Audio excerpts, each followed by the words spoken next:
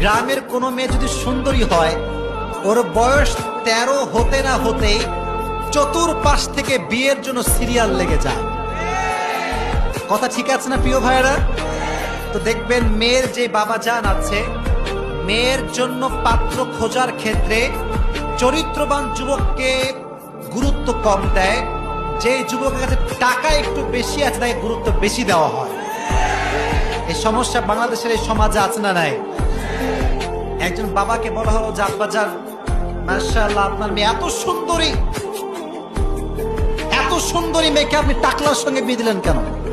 এর মানে তো চুল নাই। তো আব্বা বলছে বাবা সর পে বাল নেই হে তো ক্যা হুয়া, মাল তো হ্যাঁ না। কথা যুবক ভাইরা বলতে হবে, কথা বলতে হবে, ঠিক কিনা? এজন্য বিয়ের ক্ষেত্রে মেয়ের জন্য টাকলা নয়, চরিত্রবান যুবককে জাস্টিফাই করে খুঁজে বের করতে হবে।